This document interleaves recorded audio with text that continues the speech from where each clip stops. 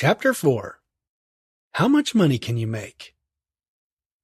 Why is it that money always seems to be the central topic in all of our lives? Maybe it's because the number one cause of divorce in America is due to money-related arguments. Maybe because without it, you'd be living in a cardboard box and using Mad Dog 2020 as aftershave. But when it comes to your job, it's because you'd be an idiot to switch jobs without knowing how much money you're going to make. Anyone who's stupid enough to do that probably deserves to stay broke. So let's go ahead and hit this subject. That way, if you were expecting a get-rich-quick scheme, you won't need to read any further. Trucking is definitely not a path to becoming a millionaire overnight, as if there is such a thing. But depending on how much you currently earn, it is possible to double your income within 1 month. That's not too shabby now, is it? By now, I guess you figured out that I never got back to Kansas State University, home of the Wildcats and toothpick-wielding architecture students. Here's why. Unlike my previous career as a rock star, I actually did some research on a career as an architect. Boy, am I glad I did. I found out that an apprentice architect straight out of college made approximately $19,000 per year at the time. Granted, I could have made more money had I been willing to move to a big city. The problem with that is, I like big cities almost as much as I like liver and onions with the side order of Brussels sprouts, chased down by a warm, light beer. Follow me here. I swear it makes sense. 19 grand a year might not have seemed all that bad, except for the fact that we had started driving a truck in early July, and our joint tax return showed nearly $60,000 for our first year. Now, looking at our W-2 tax forms, approximately $50,000 of that was from trucking. Now, I'm not really good at math, but I'll see if I can get Jethro to help me cipher this. $50,000 combined income for 6 months of trucking. Now, I made half of that because the evil overlord was my co-driver. $50,000 divided by 2 equals $25,000. $25,000 is more than $19,000. That's the apprentice architect pay. And that's only what I earned from late June to December, approximately 6 months. Wow, if I drove a truck a whole year, I'd make $50,000 as a solo driver. That means if we both worked all of the next year, we'd make approximately $100,000 as a team. We did, and close to that every year after, except for one which was due to some medical issues where the evil overlord couldn't drive for 4 months. I think the mad scientist had issued a recall on our particular model and needed her back in the lab to upgrade some parts on her. Evil, supercharged. Great. Just what I needed. Now let these figures sink in. Together we were making approximately $30,000 household income 1 year and $100,000 the next. Heading back to school? Well, we planned to go back, but the money ended up trapping us like a treed coon. Now to a doctor or lawyer, 100 grand is probably petty cash, but to us it was like hitting the lottery. In perspective, it took both of us to make that much money, while a doctor or lawyer could easily make that much by themselves. Still, we didn't have to go to college for 8 years and accumulate $150,000 or more in student loans for our 100 grand a year. So $50,000 as a solo driver is a pittance to Dr. Dude. But to Mr. Burger Flipper, $50,000 is a small fortune. And if he could get Mrs. Burger Flipper to go along... You know, I feel the need to point out that not all new drivers will make 50 grand a year. Most everyone in the recruiting industry will tell you that a new driver can expect to make $40,000 to $45,000 their first year. I'm just giving you the actual numbers that we raked in. Results will vary. Great. Now I feel like the fine print on a get-rich-quick website. So, was $100,000 worth of team trucking all money rainbows and gold-glittering streams? Hardly. For one thing, you better make dang sure you get along with anyone you're considering team driving with. When co-drivers argue, there's nowhere to go to get away from your annoyer. Since the evil overlord didn't have any doors to separate us, she had to become a master at slamming the curtain shut. 2 guys who team up just might end up on the side of the road in a fist fight. Seriously, that's happened plenty of times before. Also, each driver will be working approximately 60 to 70 hours per week to make this kind of dough. Sounds like a lot, huh? You're gonna have to trust me here. Working 70 hours per week driving a truck doesn't feel like working 70 hours at your job. Again, I know because I've done it for many years. Before trucking, when I was working all those long hours and going to school, I was tired all the time and slept every chance I could get. I never got enough rest and always felt like one of those zombies in Night of the Living Dead. Minus that rotting flesh thing and the urge to eat brains, of course. 70 hours in a truck feels like a picnic compared to working one full-time job, one part-time job, keeping a full college schedule, and getting 2 hours of sleep per week. I wasn't the only one with a hectic schedule either. The evil overlord was working full-time at the egg plant while she attended classes of her own. Nowadays, when I hit my 70-hour maximum driving a week, I'm still itching to keep moving. I find myself wondering why the federal guidelines won't let me work more hours per week. Golly, though, who might have questioned the government committees? They know what's best for me, right? Are you a glass half empty type? Here's another way to look at working 70 hours per week. That's 70 hours maximum in 8 days, the legal maximum. Or as an estimate for this example, we'll use 60 hours in 7 days. In doing so, we can compare it to a typical work week at a normal job. Let's say that once you get some experience in your trucking career, you average $1,000 per week. That's approximately $50,000 per year. That's more than you can probably make at your local factory or restaurant. But how's that figure per hour? Well, $1,000 per week divided by 60 hours of work equals $16.66 per hour. Could you find a local job that pays $16.66 per hour? Maybe, but can you get 60 hours per week at that job? Probably not. So although $1,000 per week is a good chunk of change, it's really not all that fabulous when you figure it per hour. Now here's the way glass all the way empty folks look at it. By the way, if you're one of these people, no one really likes you. Some pessimistic drivers think that as long as you're away from home, you're working.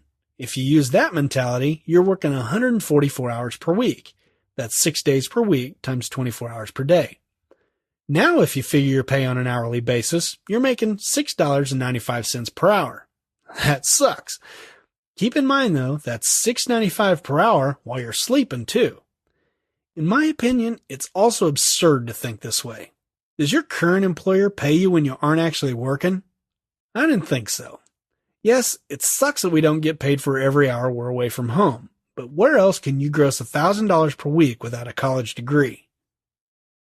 There's yet another maddening thing about a truck driver's pay. He never gets paid for all the miles he actually runs. This irritates me every time I think about it. Years ago, drivers were paid by hub miles. This refers to the actual odometer miles. Drivers got paid for every hub mile ran. Sounds fair, right? Then the cheaters screwed it up for everyone. Drivers would get to their destination early and drive around to rack up some extra miles. The trucking companies realized this was happening and jumped at the chance to hose the driver. Enter the Household Movers Guide. The Household Movers Guide is an industry-wide method to determine how many miles it is from one point on the map to another. It may go by different names, but it's all based on the same system. It's great for the trucking companies, but all it manages to do to the driver is rip them off. The carriers all say that it evens out over time. By their reckoning, on one trip you may be shorted miles, but the next you may actually drive fewer miles than what you get paid for. Now let me say bull hockey to that. Oh, every now and then we get paid for more miles than we actually run. I'd say it happens nearly as often as we have a total solar eclipse. Realistically, the vast majority, probably 90% of the time, this system shorts you at least 10% on your miles.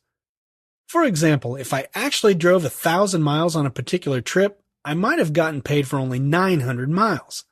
I've had a few trips I've been shorted by almost 30%.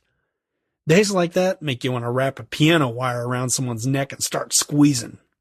I'll say it again. This is one of the things that irritate me the most about the trucking industry. Part of the reason you get shorted so badly is that the Household Movers Guide typically figures miles as the crow flies, using every little state and county highway available. Unfortunately, many times trucks aren't allowed on these routes. We may have to stay on the interstate and take the long way around. Even if we are allowed to travel some of these roads, it usually wastes more time than if we just stayed on the bigger highways in the first place. But we get paid as if we took the back roads, despite which route we take. That bites, huh? To make matters worse, some companies force you to take certain routes, leaving you no choice in the matter. Listen, if you're going to get into trucking, you're just going to have to accept that this problem is industry-wide. Although every driver complains about it, most companies don't want to change systems, primarily because it would take money straight out of their pockets. Some companies, however, are starting to listen to their drivers' complaints. It's getting harder to attract good drivers, so increasingly companies are starting to use a system called Practical Miles. I really don't know why they call it Practical Miles, because it's not really practical either. I work for a company that used this program, and it did increase my miles. It still didn't pay hub miles, but it truly did pay more than the Household Movers Guide. That's good news for truckers. Now, if the rest of the industry would just follow suit. The thing that really gets my goat about all this is that with modern GPS systems, there really isn't any excuse for shorting drivers on miles. The Household Movers Guide was based on the mileage between the post offices of two different cities. Nowadays, we can enter the address of both locations and almost always get a mileage that's no more than 2 or 3 miles off.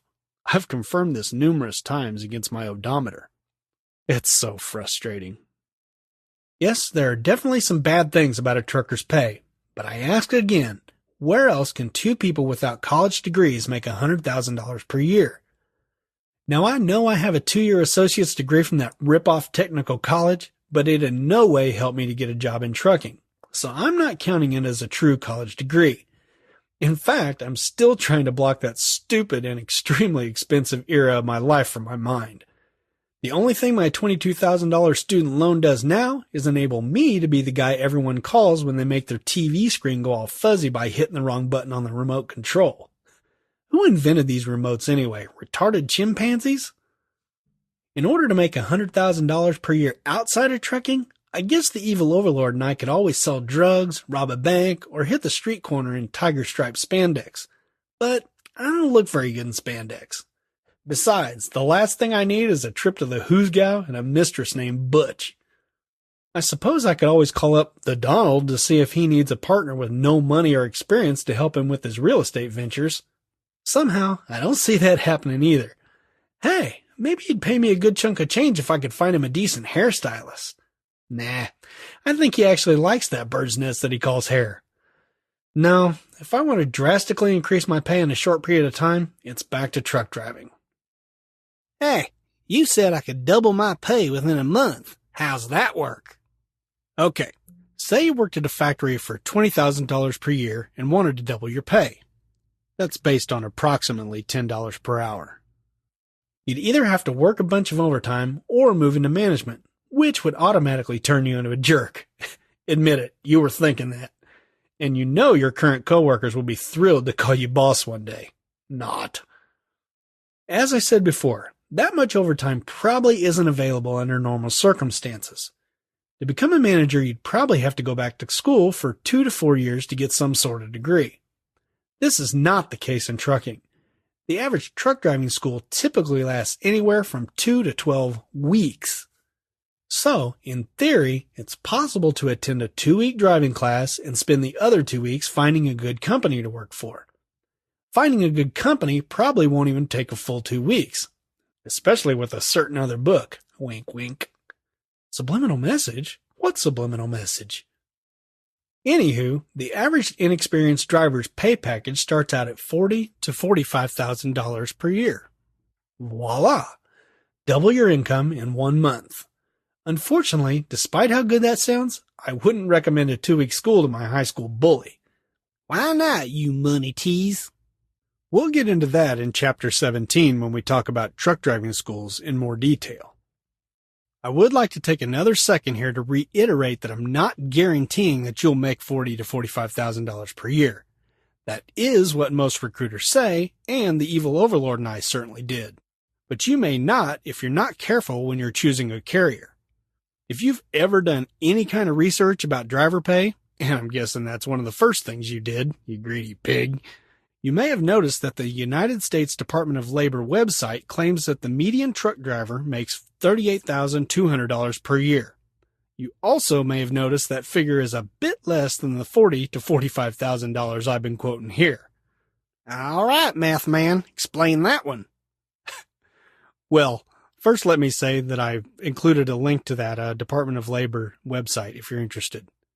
And for starters, you have to remember that this $38,200 average is for all truck drivers. This means everyone from the top earning over-the-road drivers all the way down to the local appliance delivery guy who's making $10 per hour while making it his mission in life to dent every piece of door trim in your house. Now, if we do the math, and you know I did, $10 per hour at 40 hours per week for 52 weeks equals $20,800. So you can see how that low number puts its own dent on the $38,200 average. And I'd be willing to bet that there's a lot more of them than there are truckers making $60,000 per year. I'm also agreeing with the trucking recruiters here because it makes sense when I look at real-life scenarios. If an inexperienced driver doesn't get all giddy and jump at the first company that offers them a measly 22 cents per mile, they could start with the company for, say, 32 cents per mile. The average over-the-road trucker runs about 120,000 miles per year. That's $38,400 right there. According to that, you're already beating the national average. But in order to get you up to the $40,000 to $45,000 that my buddy recruiters and I are quoting, there still has to be more money coming in somewhere. So where's it coming from, calculator boy? Firstly, most companies offer a safety bonus. This usually pays approximately 1 cent per mile after you've driven all year without an accident. So if you ran 120,000 miles, you just got an extra paycheck for $1,200. That takes you up to $39,600. We're getting close, but we still ain't there, Sir Algebra. Yeah, I know. But did you know that truckers often get paid for other stuff too? Some companies have fuel bonuses for saving fuel or performance bonuses for delivering your loads on time. Depending on their pay package, they also sometimes pay you if you have more than one stop on a load, if you shuttle trailers locally, or if you're a flatbedder for tarping a load. You'll probably also get paid if your truck breaks down or if the company can't find a load for you. And let's not forget that after your first year, you'll likely get vacation pay too. That's often another 1 penny per mile for all miles run throughout the year. Or some will pay you an average of what you made throughout the year. And last, but not least, if you aren't a total lazy slob, you'll likely run more than 120,000 miles per year. Heck, I ran 127,000 miles this past year without even breaking a sweat. Except, of course, that time when I rescued an abandoned truck that didn't have an air conditioner. Then I sweated for 2 days while they tried to find another truck for me. But that's another story altogether. So let's just say I was hot in multiple ways. So you can easily see that with all this extra pay, a driver could easily get in the $40,000 to $45,000 range. So there, Mr. Smarty Pants, never question me again. Your punishment will be buying How to Find a Great Truck Driving Job, which will walk you through all that extra pay crap that confused you just now. Of course, there's a link to that awesome book in the text version.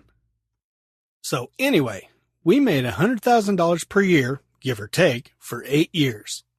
We should be filthy rich by now, right? Well, we should be, but I'm speaking from experience here, so listen up.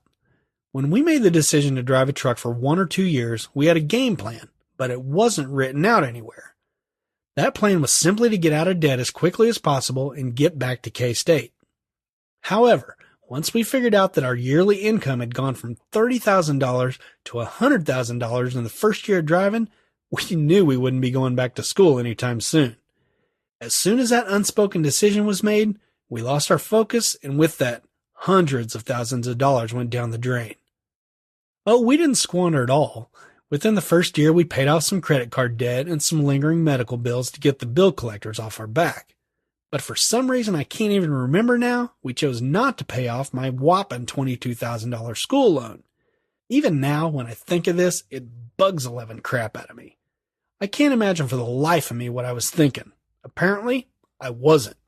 You remember how much it hurts when I think. So where'd all your money go? Good question. I'd like to tell you that most of it went to daily living expenses and other expenses involving truck driving, but I can't. Sure, we had some day-to-day expenses, but other than food or an occasional shower, most are free, there aren't many expenses for a company driver. When I had to pay for a toll road or to weigh a heavy load, the company always reimbursed me. Most large companies even have toll passes, so there usually isn't any cost for the driver when taking the toll roads. As a company driver, I didn't even have to pay for fuel, oil, or maintenance.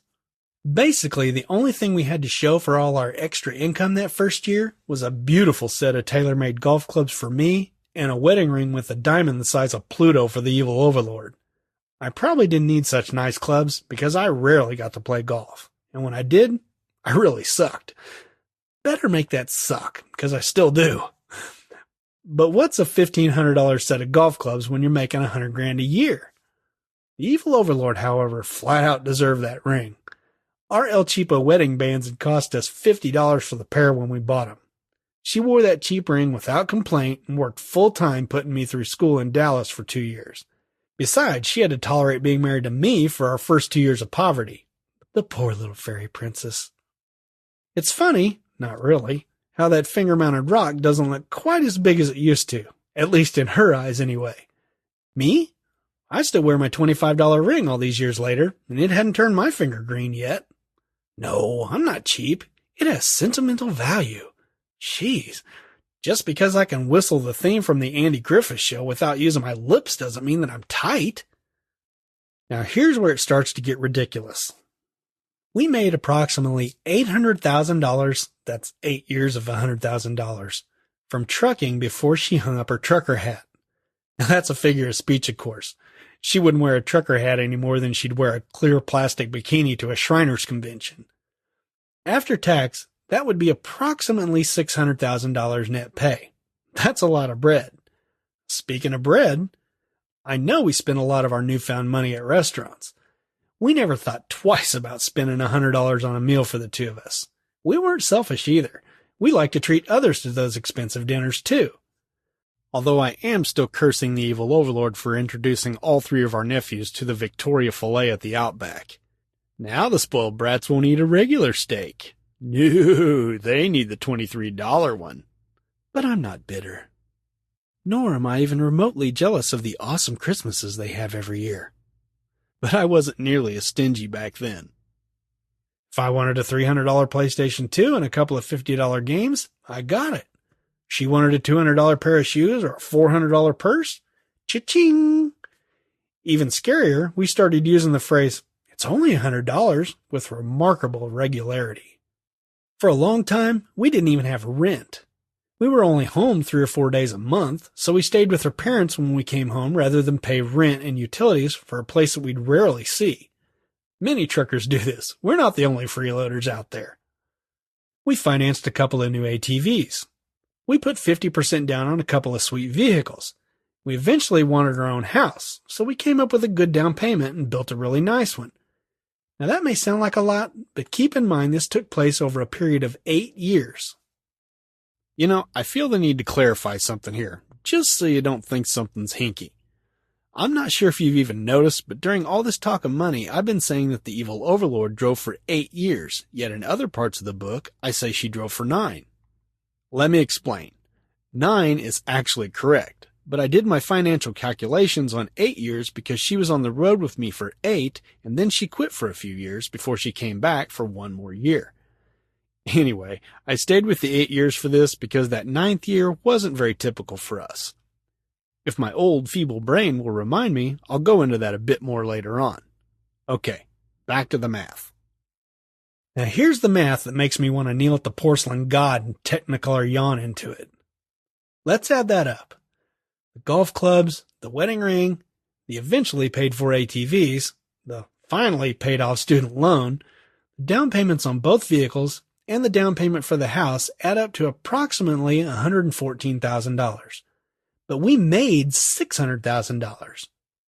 Where in Waldo's world did we spend $486,000? It sure as heck didn't end up in a 401k. Sure, we had car and ATV payments throughout and a house payment for 6 months or so. We ended up selling it. But there's really no excuse for this much ridiculous spending. When I look at these numbers, I get outright disgusted with myself and feel utterly ashamed for wasting the best years of my life without having a well thought out written plan for our money. So do you think I told you all this so you could think I'm a fool for squandering that much money? Yep, I surely did. I'm all right with you thinking I'm a fool, but only if you learn from my mistakes and prevent this from happening to you and your family. If you end up making the same mistakes as we did after hearing our story, then it makes you a bigger fool than us. So laugh it up, but please learn from it. I can hear it now. I ain't that stupid. I ain't gonna make the same mistakes y'all did. You will if you don't have a plan, and it'll happen without you even realizing it, just like it did to us. So what should I do to avoid y'all's mistakes? I'm going to do a little unpaid endorsement here because I firmly believe you need a plan before you get a massive pay raise. If I had this information before we started trucking, I've no doubt that we'd be well on our way to becoming millionaires. Seriously, I've done the math. Even if you choose to stay away from trucking, you can still benefit from the following information. If you haven't already heard of a man named Dave Ramsey, I urge you to check him out before you waste the majority of your life's earnings as we did. Dave is the radio host of The Dave Ramsey Show and the New York Times best-selling author of The Total Money Makeover. There'll be links to both of those in the appendix of the written version.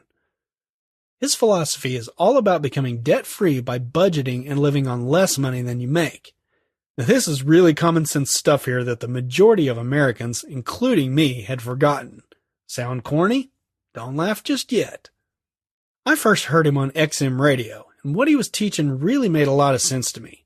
Because of this, we realized we had built a home that was far more expensive than we can afford, and we had too much in car debt to succeed financially.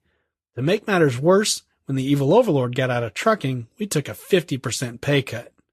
So we sold the house and my beloved pickup truck. The wife always gets the good car, you know. We're getting a handle on our money now, and even with half our original income, we're finally making some progress. For more information on Dave Ramsey, just Google him.